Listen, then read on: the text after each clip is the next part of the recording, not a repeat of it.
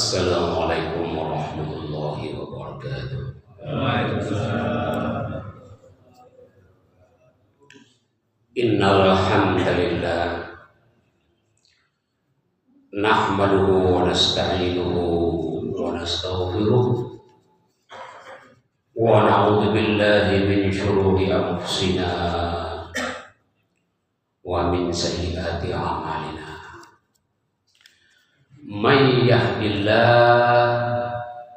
fala mudilla lahu wa may yudlil fala hadiya lahu.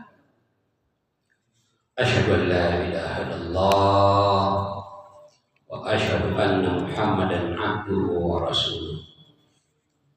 Allahumma shalli wa sallim wa barik ala sayyidina Muhammad wa ala alihi wa ashabihi ajma'in, amma ba'd. Ibu-ibu, bapak-bapak, hadirin jamaah salat subuh Masjid Al-Ikhlas Gebang Raya, insya Allah semuanya diberkahi dan dirahmati oleh Allah Subhanahu wa Ta'ala. Di pagi hari, di subuh hari yang sejuk ini, marilah kita yang hadir di masjid yang berbahagia, yang mulia ini, kita sama-sama bersyukur kepada Allah Subhanahu wa Ta'ala, yang mana pada pagi hari ini atau subuh hari ini kita telah selesai melaksanakan salat subuh berjamaah. Insya Allah semuanya berada dalam keadaan sehat walafiat. Dan kemudian kita lanjutkan pula dengan talabul ilmi, mengaji bersama, menuntut ilmu bersama, sebagai kewajiban bagi kita sebagai umat Islam. Menuntut ilmu dalam Islam artinya menuntut ilmu dalam bidang agama itu wajib, fardhatan, wajib bagi kita sebagai umat Islam. Ilmu apa saja, pokoknya yang berkaitan dengan agama. Ilmu Al-Quran, ilmu hadis, ilmu fikih, terutama yang kita butuhkan dalam kehidupan sehari-hari. Maaf, umpama kita umpamanya sudah dewasa, sudah balik, kalau sekiranya yang laki-laki itu mimpi besar, ya, itu kan wajib apa? Wajib apa, Pak? Wajib mandi besar, wajib mandi junub. Itu ada ilmunya, bukan pure, nah, itu ada ilmunya. Yang mana yang kita basuh duluan, yang mana yang harus kita gosok, itu ada ilmunya. Ya, belum nanti ilmu dalam salat. Bagaimana cara berwudu, bagaimana cara berpakaian, bagaimana kita berjalan ke masjid untuk sholat berjamaah, bagaimana kita dalam melaksanakan sholat, itu ada ilmunya. Makanya ya kita umat Islam fardhatan ala kullu muslimin wa muslimat, wajib menuntut ilmu, baik bagi laki-laki dan perempuan. Dan menuntut ilmu itu bukan hanya di sekolah saja atau formal saja, ini termasuk talabul ilmi. Nah, talabul ilmi seperti ini, kata Rasulullah dalam suatu hadis, man salaka tariqan yaltamisu fihi ilman sahalallahu lahu bihi tariqan ilal jannah. Siapa yang menempuh suatu jalan untuk menuntut ilmu, maka akan dimudahkan jalannya menuju surga. Ya kan? Tapi kadang-kadang orang itu kan meremehkan, lah kajian subuh, paling pagi itu aja. Iya, ilmu itu aja. Kegiatan yang dibahas itu aja, tidak ada selain dari itu. Nah, cuma kadang-kadang kita sebagai manusia ini kan sering lupa, ya kan? Nah, ini kita kembali refreshing, kita segarkan kembali dengan ingatan kita. Jadi beruntunglah kita yang berada di majelis yang berbahagia ini. Mudah-mudahan kita yang hadir di subuh hari ini, di masjid yang berbahagia ini, dimudahkan untuk menuju jalan ke surga. Amin.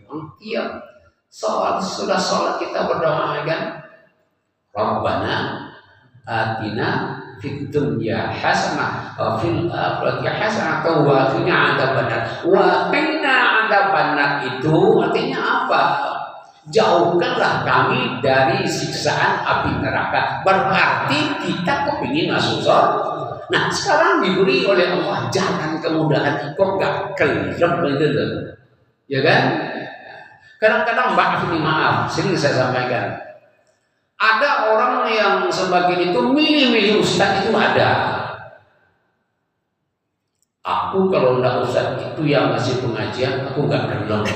Wah, gak enak itu ustadz, gak lucu. Nah, ini gorengnya lucu nih, ya kan? Yang penting apapun yang disampaikan oleh seorang mubalik, seorang ustadz, ambil yang baik. Kalau nggak sana, buang. Kalau kita sudah mempunyai sifat dan greget hati seperti itu, berarti kita sudah merusak hati kita sendiri. Berarti sudah ada bibit-bibit sakit hati di dalam hati. Itu gunanya puasa, untuk membersihkan hati, ya, membentuk sifat yang baik. Demikian para pengantar, ya, mudah-mudahan apa yang saya sampaikan pengantar ini tidak menyinggung perasaan semua penjenengan, ya, mohon maaf. Baik, kita masuk kepada kajian. Setiap tahun kita mengerjakan puasa. Setiap tahun kita mengadakan peringatan nuzulul Quran dengan bentuk bermacam-macam. Ada yang mengadakan bakti sosial, ada yang mengadakan tabligh akbar, mengundang khatib-khatib dai-dai yang kondang, yang populer, ya kan? Berarti kalau kita sudah puluhan tahun umurnya, berarti pula kita sudah puluhan kali mengerjakan puasa, sudah puluhan kali kita mendengarkan tausiah-tausiah yang diberikan oleh khatib atau oleh dai. Nah, sekarang pertanyaannya, kira-kira apa yang disampaikan oleh dai atau apa yang kita kerjakan di bulan puasa, adakah efek positif untuk diri kita? Ini yang penting, ya kan? Sudah puluhan kali kita mendengarkan tausiah-tausiah, kan setiap tahun. Umur kita kan sudah puluhan tahun. Begitu juga kita puasa, membentuk watak, perangai, kelakuan kita supaya menjadi orang yang baik. Nah, sekarang kita introspeksi. Saya umur sudah 60 tahun, 40 tahun, tapi watak saya, sifat saya dari dulu kok mancetai, dah berubah-berubah, ya kan?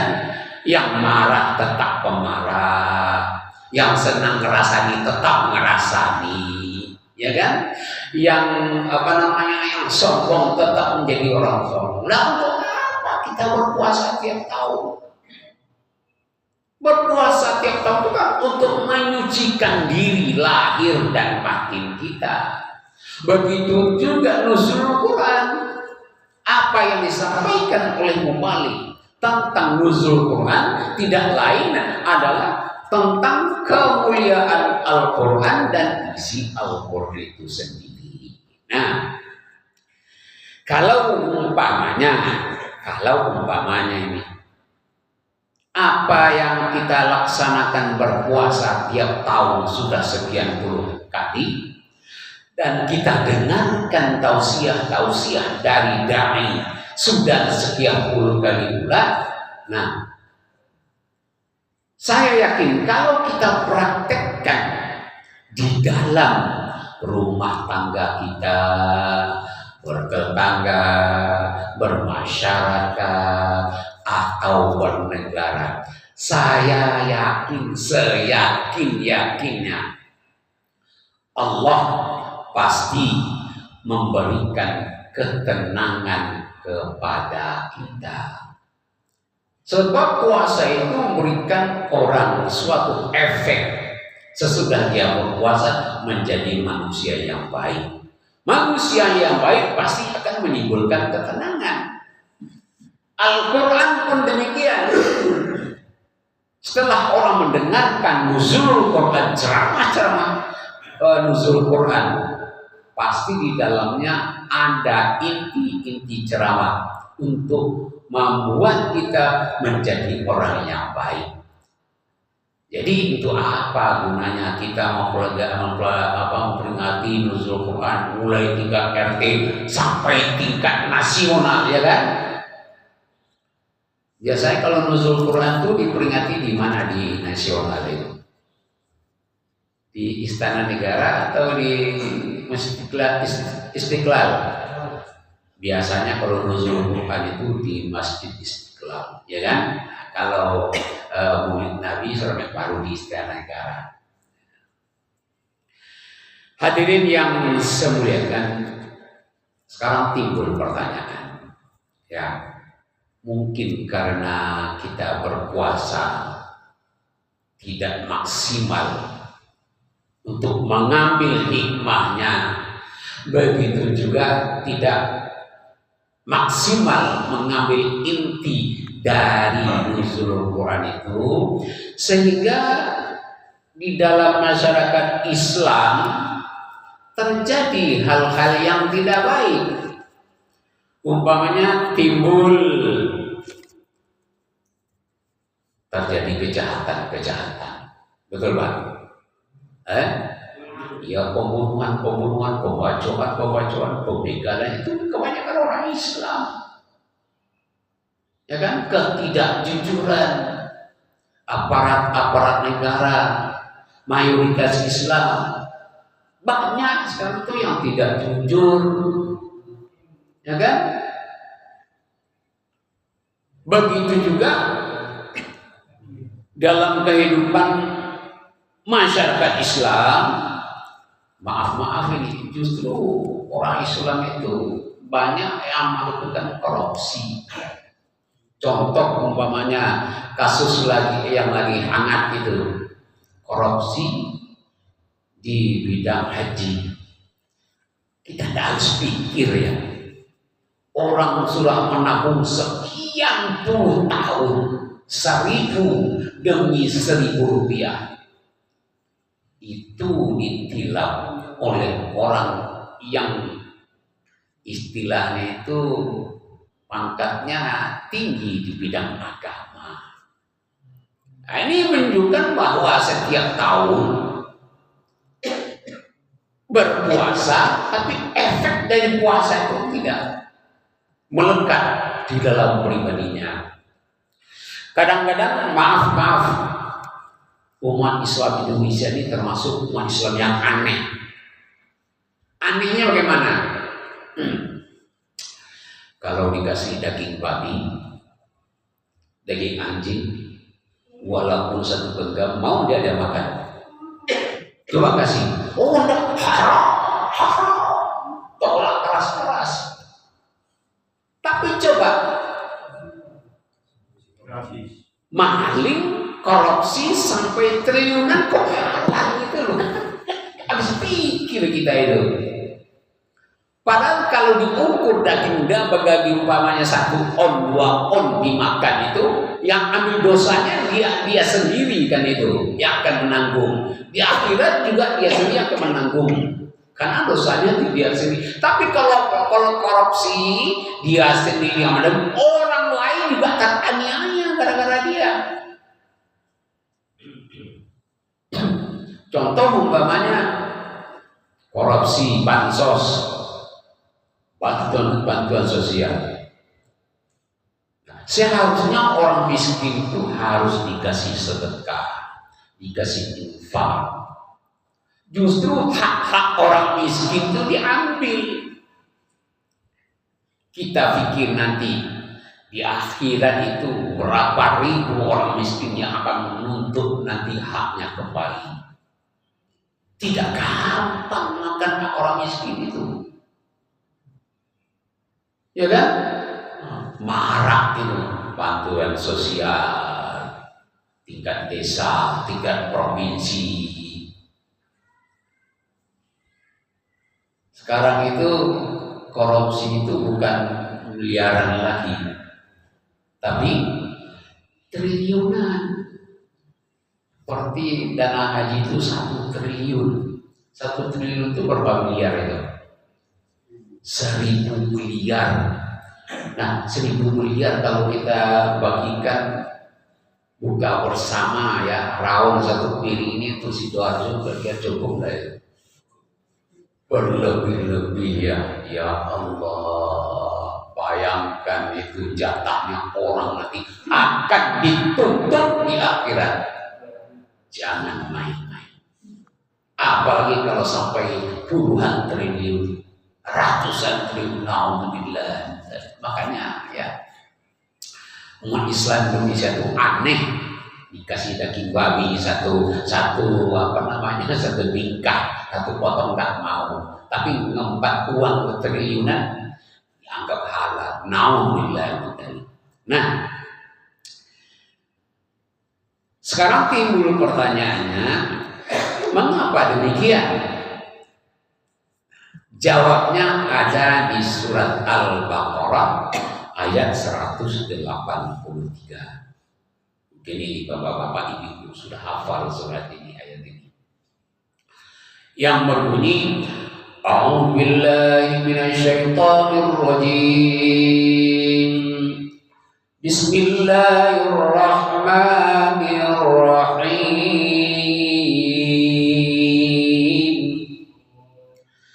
Syahrul Ramadan alladzi unzila fihil Qur'an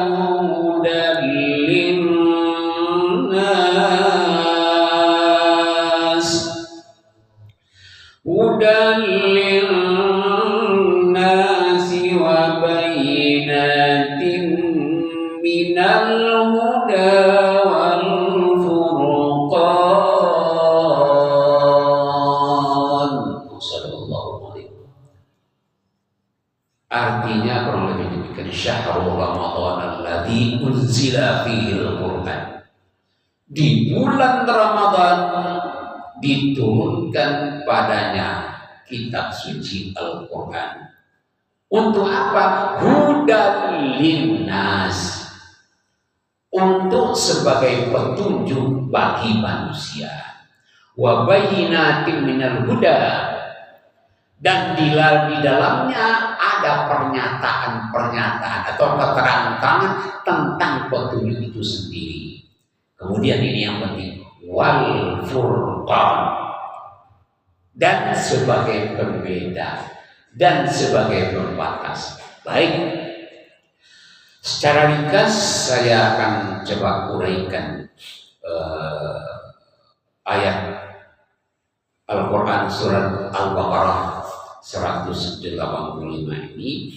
Jadi kalau sekiranya kita umat Islam mengerti ayat-ayat ini, saya yakin, mengkaji ayat ini, saya yakin kita akan tahu batas. Kenapa? Karena ada petunjuk dalam Al-Quran, hudan linnas, Allah memberikan petunjuk kepada kita. Al-Quran bukan hanya untuk dibaca saja. Maaf, kadang-kadang kita dalam sebulan itu ada yang sampai tamat 3 kali, ada yang 4 kali Al-Quran. Tapi kalau ditanya apa isinya, garo. Jadi maaf, bukan kita mengecilkan masalah tadarus, enggak, itu bagus untuk mengajar pahala.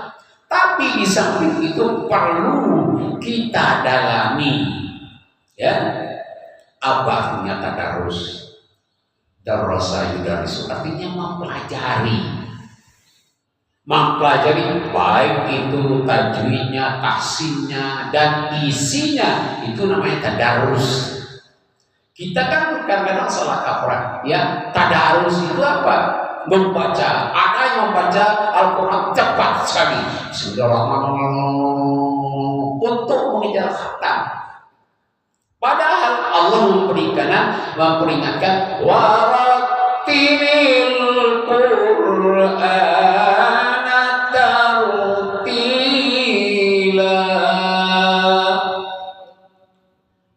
Bacalah Al-Quran itu dengan tenang. Artinya apa? Kita membaca Al-Quran, apa yang dibaca itu diresapi. Alif Lam Mim. Dzalikal kitabu la raiba fiih. Alif Lam Mim. Allah yang Maha tahu. Isinya, maksudnya, tafsirnya tidak ada, cuma ada ulama yang mencoba mengartikan. Dzalikal kitabu la raiba fiih, bahwa kitab Al-Quran ini tidak ada keraguan di dalamnya. Sekarang ini maaf, ini benar pun enggak ya, mudah-mudahan enggak benar. Belum lama ini ada info yang menghebohkan. Petinggi dari Departemen Agama mengatakan, Indonesia kalau mau maju, jangan kita menerapkan zakat di dalam kehidupan muslim. Ada enggak? Ini infonya kadang-kadang kan bisa diedit itu saja ya. Mudah-mudahan tidak benar. Padahal itu petinggi agama. Padahal itu adalah perintah wajib dari Al-Quran. Perintah wajib dari Al-Quran dan termasuk rukun Islam. Rukun Islam ada berapa? 5. 1 syahadat, 2 salat, 3 zakat, 4 puasa, 5. Nah, ini termasuk rukun Islam yang ketiga. Siapa yang tidak membayar zakat apabila dia sudah mampu, ya kan? Mampu dia, dan mau dia bayar zakat. Kalau dia nanti mati, masya Allah, apalagi nanti di akhirat, itu akan disiksa luar biasa. Kenapa? Itu termasuk rukun Islam. Kalau rukun Islam itu ditiadakan, berarti dia bukan Islam. Kenapa? Rukun Islam itu sudah kurang 1, jadi 4. Nah ini. Jadi hudan linnas, kita perlu menerapkan petunjuk Al-Quran itu dalam kehidupan kita, di dalam rumah tangga. Bagaimana kita hidup suami istri, ada dalam Al-Quran? Ada. Bagaimana cara mendidik anak? Ada. Bagaimana bertetangga? Bagaimana bermasyarakat? Bagaimana bernegara? Ada semua, sampai kepada pengetahuan baik matematika, politik, geografi, astronomi, ada semuanya di dalam Al-Quran. Makanya Islam menjadi jaya waktu khalifah itu, mereka ilmuwan Islam itu menggali dari Al-Quran. Contoh mana Ibnu Sina, ya kan? Bapak dari dokter sedunia sampai sekarang. Padahal dia hidup abad keberapa itu. Nah, saking hebatnya Ibnu Sina ini, beliau menguasai ilmu tafsir, matematika, astronomi, geofisika, dikuasai. Kemudian pada suatu hari muridnya bertanya, wahai Tuhan, dari mana panjenengan dapat ilmu sebanyak itu?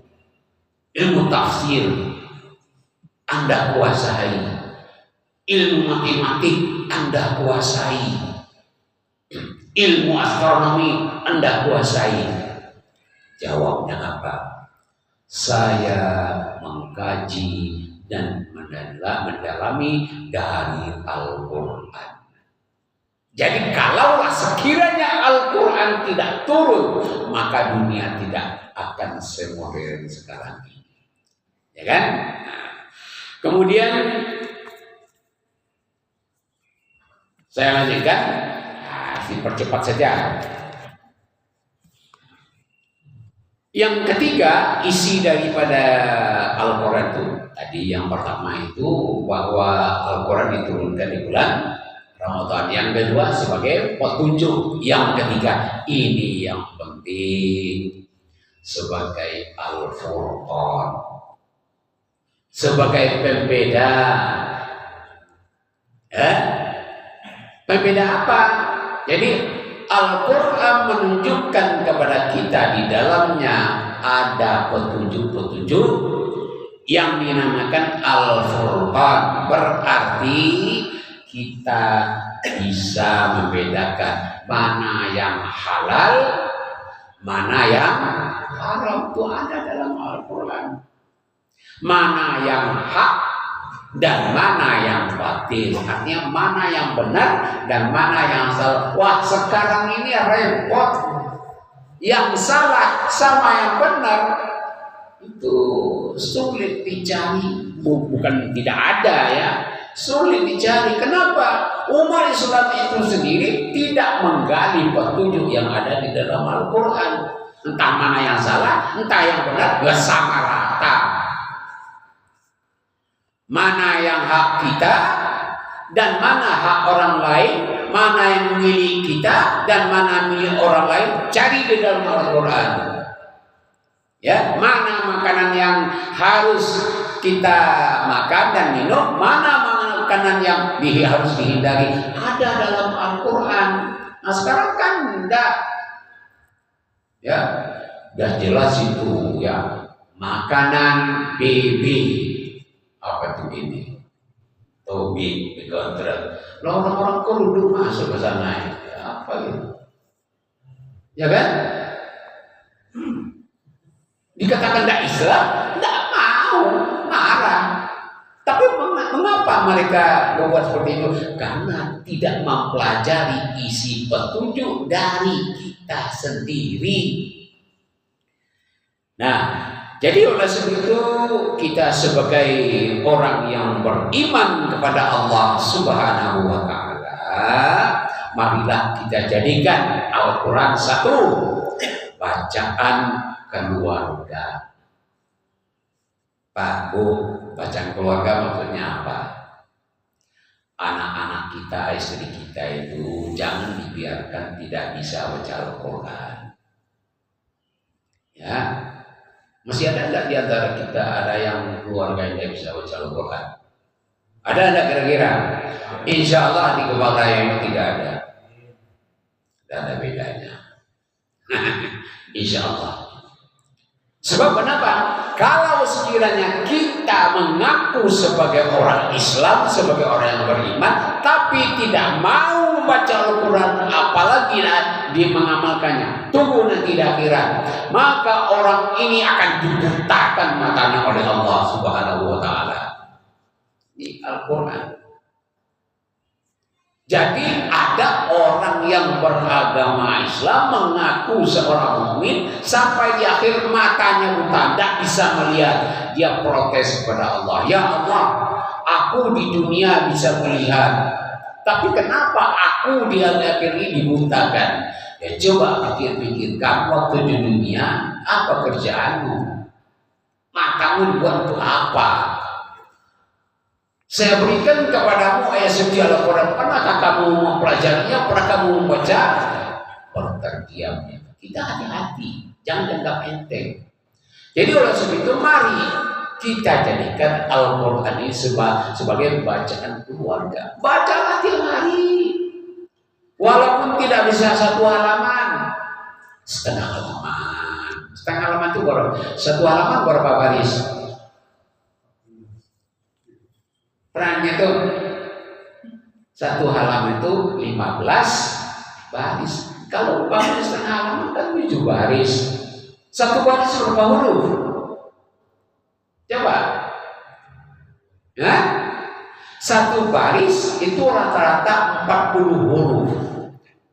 Kalau satu baris saja kita membaca, itu pahalanya luar biasa. Satu huruf disering disampaikan oleh kembali, satu huruf mendapat satu kebaikan, dan satu kebaikan nilainya 10 pahala. Kalau satu baris kita bacakan 40 huruf, berarti 40 kali 10 berapa? 400 pahala. Kalau satu halaman, Masya Allah berapa huruf, ribu huruf. Itu maha pengasih, maha penyayangnya Allah. Makanya walaupun umat Islam ini umurnya pendek-pendek, tapi Allah menyediakan pahalanya yang luar biasa, bisa melebihi Nabi Nuh yang umurnya hampir 1000 tahun. Nah, kemudian di samping kita membaca, mentadaburi, mentafsirkan, ada yang lebih penting, amalkan apa yang terkandung di dalam Al-Quranul Karim, sehingga orang yang membaca Al-Quran dengan penuh keimanan dan penuh ketawaduan kepada Allah, Allah memberikan ketenangan kepada jiwa dan hatinya. Sesuai dengan Al-Quran surat Al-Isra ayat 82 yang berbunyi, wa nunazzilu minal Qur'ani ma huwa shifaa'un wa rahmatun lil mu'minin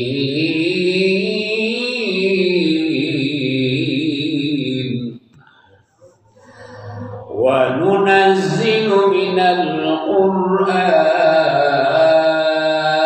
diturunkan kitab suci Al-Quran, ma huwa shifaa, sebagai obat. Asyifa itu cenderung pengertiannya obat jiwa, obat hati. Sebab dalam bahasa Arab obat ada dengan arti yang lain seperti ad-dawa, itu juga obat, tapi itu khusus kepada fisik, sakit kurang, sakit batuk, sakit paru, sakit apa lagi, itu dawa.